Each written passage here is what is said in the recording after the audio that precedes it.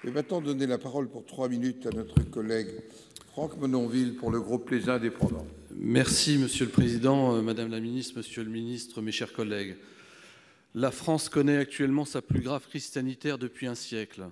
Le coronavirus circule sur notre territoire national. Il constitue une menace dont l'ombre grandit chaque jour.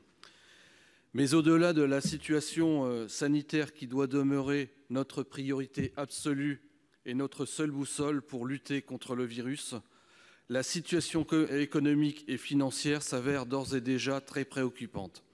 Je pense à toutes nos entreprises et tout particulièrement à nos TPE et PME qui doivent faire face à des difficultés nouvelles à traiter dans l'urgence, comme des annulations en cascade de leurs commandes, les difficultés d'approvisionnement et de financement et la réorganisation contrainte de leurs ressources humaines.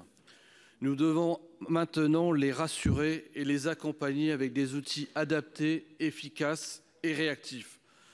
Le gouvernement propose des mesures d'urgence, à savoir le renforcement du dispositif du chômage partiel pour l'accompagnement des entreprises dans la gestion de leur force de travail.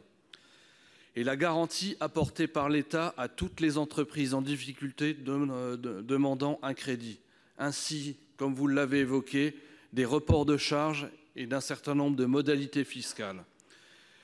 Dans cette crise, nous reprenons ainsi conscience de ce que l'État peut apporter aux acteurs économiques, un filet de sécurité, une garantie collective contre des crises imprévisibles, un soutien pour accompagner les acteurs français dans la tourmente mondiale.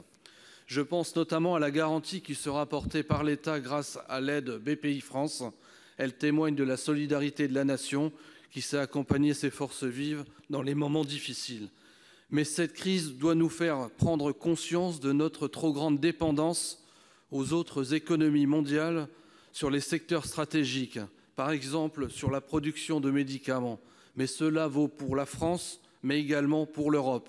Il faudra savoir, le moment venu, en tirer toutes les conséquences pour notre stratégie industrielle et agricole, pour davantage de souveraineté industrielle et agricole. Bien sûr, toutes ces mesures d'urgence représentent un coût considérable pour les comptes publics.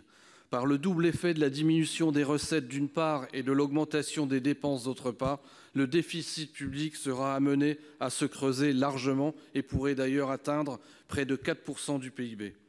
Le groupe Les Indépendants, en conclusion, votera bien évidemment ce projet de loi de finances rectificative afin de répondre à l'urgence de la situation. Il en va de notre responsabilité collective pour soutenir nos entreprises et notre économie. Merci.